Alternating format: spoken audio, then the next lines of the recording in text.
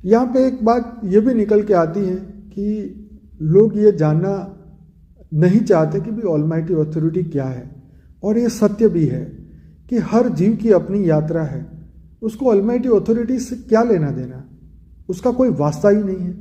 जैसे एक जीव है, एक 84 लाख योनि का एक जानवर है मान लीजिए, उसके जीवन में क्या हो रहा है, उसको बस खाना है, पीना है, सोना है, भोगना है और अपनी फैमिली बढ़ानी है, और खाते पीते आनंद करते करते जब तक शरीर साथ दे वो आनंद में है।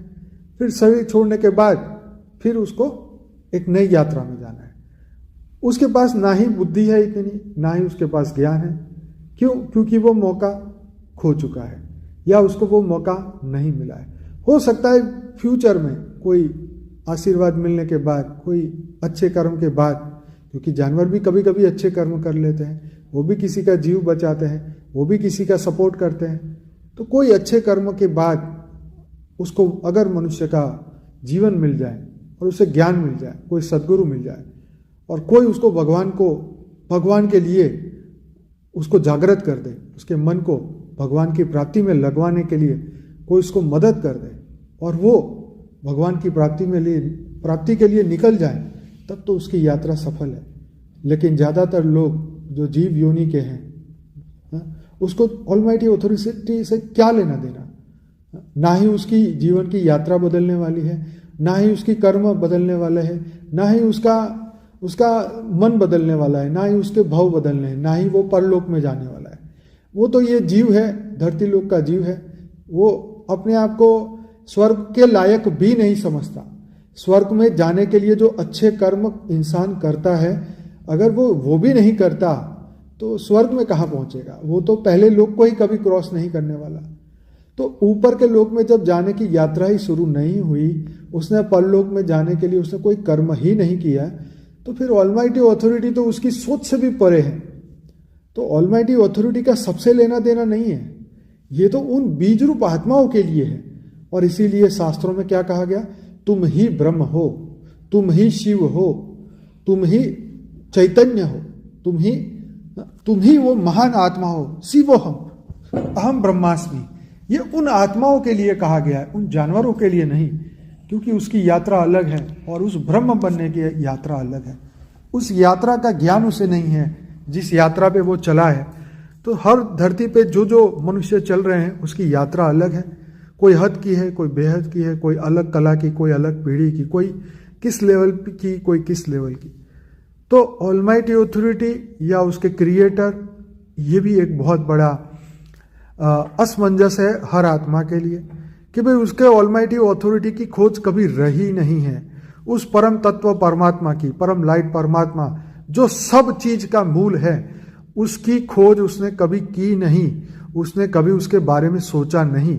और जब तक वो नहीं सोचता वो एनर्जी आ ही नहीं सकती। अगर मनुष्य अगर दिल से परमात्मा को प्रार्थना करे कि हे परमात्मा मुझे तेरा परिचय चाहिए, तू कौन है, कहाँ है, क्यों है, किस लिए है, अगर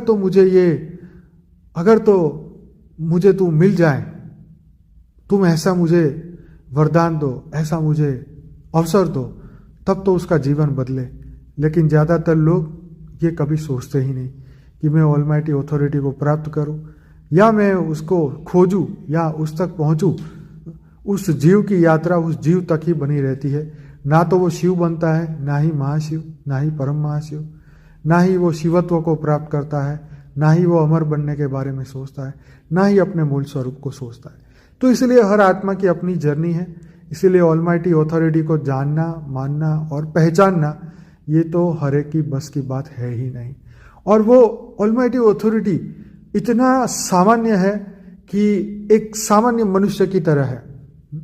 उसको जानना मतलब एक सामान्य मनुष्य को जैसे हम तुच्छ मान के छोड़ देते हैं, इसी तरीके से हम उसको भी नहीं पहचान पाते, क्योंकि वो अपने अलग अलग रूप में, अलग अलग समय पे, अलग अलग जगह पे वो प्रेजेंट होता है, लेकिन हम उसकी अनुभूति भी नहीं कर पाते। कहते हैं ना, भगवान तो अत्र तत्र सर्वत्र है, इस दीवार में भी वो है।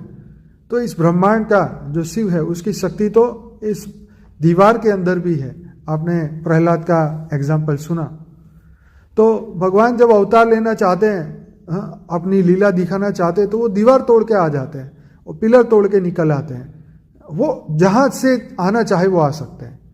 प्रश्न वो नहीं है, प्रश्न ये है कि वो समय कौन सा है। समय की बात है कि धरती पे कौन सा समय चलता है, तब वो अपने अवतार लेता है। धरती पर की बात छोड़ो, ब्रह्मांड में कौन सा समय चल रहा है, महाब्रह्मांड में कौन सा समय चल रहा है। जैसे वेदों उपनिषदों में जो समय बताया, प्रलय, कल्प प्रलय, अर्थ प्रलय और महाकल्प प्रलय, महाकाल प्रलय, तो इन सभी चीजों में से इस वक्त इस ब्रह्मांड में, इस पृथ्वी